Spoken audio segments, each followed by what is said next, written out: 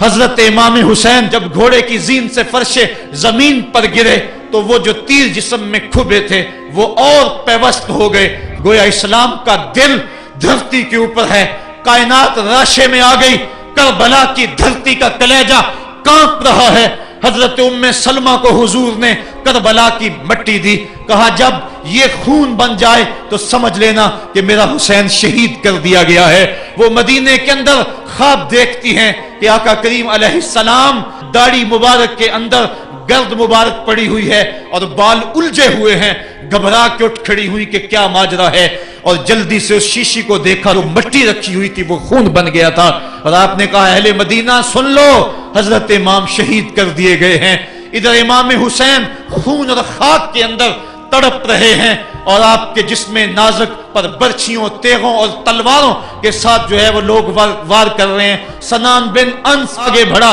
لیکن سر کاٹنے کی ہمت نہ پڑی، مولی بن یزید آگے بڑھا، وہ بھی پیچھے ہو گیا، پھر شمر آیا اور شمر آپ کے جسم نازک کے اوپر بیٹھ گیا۔ امام جلدی اپنی پیشانی سجدے میں رکھی اور اللہ کی بارگاہ میں امام کے آخری لفظ تھے، مالک جو تقدیر تھی میں اس پہ راضی ہو گیا، مالک تو نے دیکھا میں نے صبر بھی کیا، مجھے مالک اعتراض بھی کوئی نہیں، جو تیرا حکم تھا میں نے اس کو تسلیم بھی کر لیا، مالک تو بڑا ہے۔ حسین سب کچھ لٹا کے مالک تیری بارگاہ میں حاضر ہو رہا ہے، اور اتنا کچھ کرنے کے باوجود بھی تیرے پہ راضی ہے، میرے مالک تو بھی بتا، تو بھی حسین پہ راضی ہوا ہے یا کہ نہیں ہوا ہے؟ آواز آئی، اس پیاسے پر علی شیر خدا کو ناز ہے، اس نواسے پر محمد مصطفیٰ کو ناز ہے۔ اوروں نے بھی سجدے کیے پر اس کا عجب انداز ہے، اس نے وہ سجدہ کیا جس پر خدا کو ناز ہے۔ اے حسین ابن علی تم پر سلام۔